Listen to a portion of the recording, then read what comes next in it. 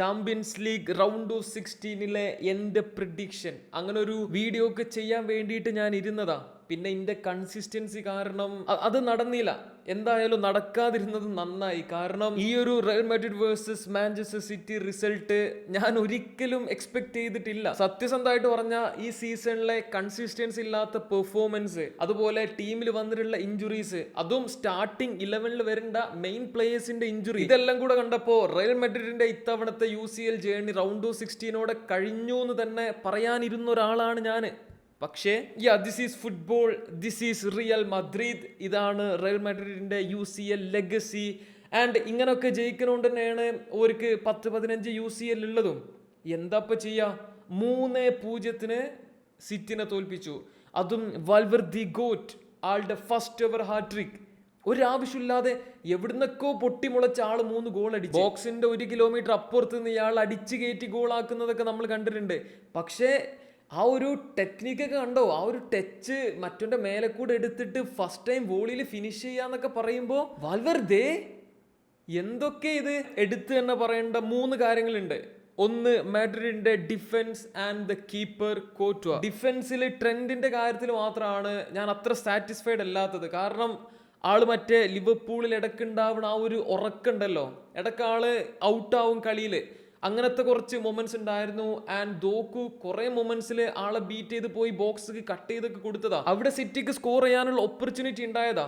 പക്ഷേ അതങ്ങോട്ട് മാറ്റി നിർത്തിയ റയൽ മാഡ്രിഡിന്റെ ഡിഫൻസ് ഈ അടുത്ത് കണ്ടതിൽ വെച്ച് ഏറ്റവും സോളിഡ് ആയിട്ടുള്ള ഒരു പെർഫോമൻസ് തന്നെ കാഴ്ചവെച്ചിട്ടോ. ഒരു വേണമെന്ന് വെച്ച് തന്നെ ഡിഫെൻഡ് ചെയ്തു, അല്ലാതെ മറ്റേ ഉഡായിപ്പ് പരിപാടീസ് ഒന്നുമില്ല, മര്യാദക്ക് നിന്നു. അതിന്റെ റിസൾട്ട് ആയിട്ട് clean sheet versus Man City. കോർത്തുവിന്റെ കാര്യം പിന്നെ ഞാൻ പറഞ്ഞിട്ട് വേണോ? ആ ഒരു സേവ്, ഞാൻ ഏത് സേവിനെ പറ്റിയാ പറഞ്ഞത് നിങ്ങൾക്ക് എല്ലാവർക്കും അറിയാം. ആ ഒരു സേവ്, അങ്ങനെ ഒരു സേവ് നടക്കാൻ പാടില്ല, പക്ഷെ നടന്നു.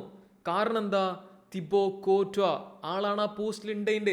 എടാ എങ്ങനെ അത് സേവ് ചെയ്യാം? ഇത് ചെയ്യാൻ പാടുണ്ടോ? കോർട്വ എന്നൊന്ന് ആലോചിച്ച് നോക്ക്. അതാ യങ് പ്ലെയർക്ക് പേര് ദോഷം വരുത്താനുള്ള ഒരു മൊമെന്റേനു. പക്ഷെ ഈ ഓനെയും സേവ് ചെയ്തു. റയലിനെ സേവ് ചെയ്യണതിന് പുറമെ യോനെയും സേവ് ചെയ്തു. ആ ഒരു സേവിന്റെ ഇമ്പോർട്ടൻസ് എത്രത്തോളം ഉണ്ട് എന്ന് എനിക്ക് പറഞ്ഞുതരാൻ അറിയില്ല. കാരണം അത്രക്കുണ്ട് കേട്ടോ. കാരണം സിറ്റി അവിടെ സ്കോർ ചെയ്തിനെങ്കിൽ കളി 3-1. അടുത്ത ലെഗിൽ 2 പറ്റി ഒരു വെറി ചെയ്താൽ മതി. അതിനിടയിൽ വിനീഷ്യസിന്റെ ഒരു കഴപ്പുണ്ടേന് കേട്ടോ.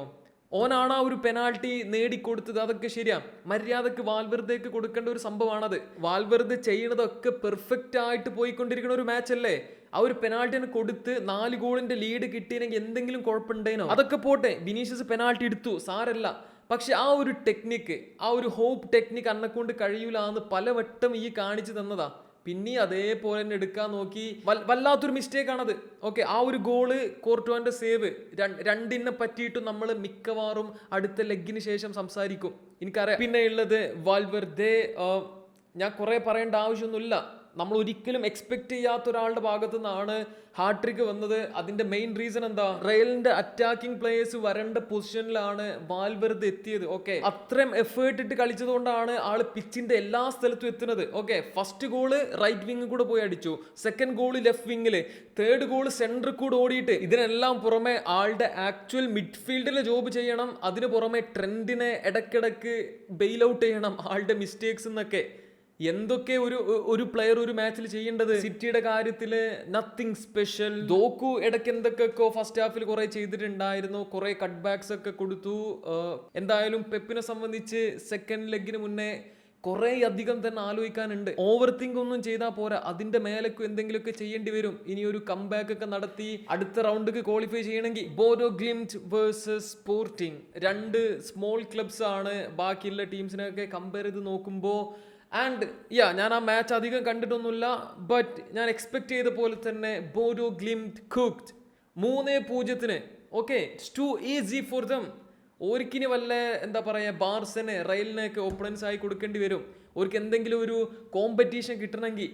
അത്രയും സിമ്പിൾ അവർക്ക്. എന്താണെന്നറിയില്ല, അവരുടെ ആ ഒരു ടീമിലുള്ള കെമിസ്ട്രിയും അതുപോലെ ഒപ്പണന്റിന്റെ ബോക്സിന്റെ അടുത്ത് എത്തുമ്പോൾ ഇവരുടെ അറ്റാക്കേഴ്സ് എല്ലാവരും കൂടെ ഒരു 1 ടച്ച് പ്ലേ, കുറച്ച് ക്വിക്ക് പാസ് മൂവ്മെന്റ്സ് ചെയ്യുന്നുണ്ട്. പല ബിഗ് ടീമിൽ പോലും കാണാത്ത ചില സാധനങ്ങളൊക്കെ ഇവർ ചെയ്യുന്നുണ്ട്. എന്തായാലും നന്നായി വരട്ടെ, നമുക്ക് അടുത്ത റൗണ്ടിൽ കാണാം. PSG versus Chelsea.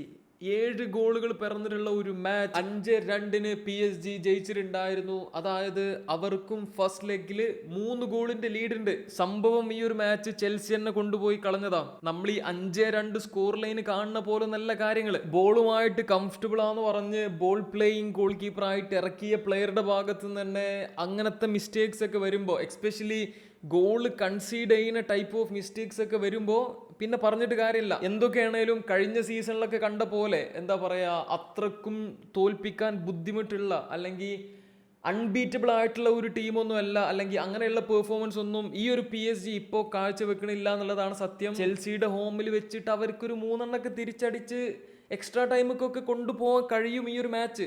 അവരൊന്ന് സീരിയസ് ആയിട്ട് കളിക്കണം എന്ന് മാത്രം. Also Bayer Leverkusen versus Arsenal match ഉണ്ടായിരുന്നു.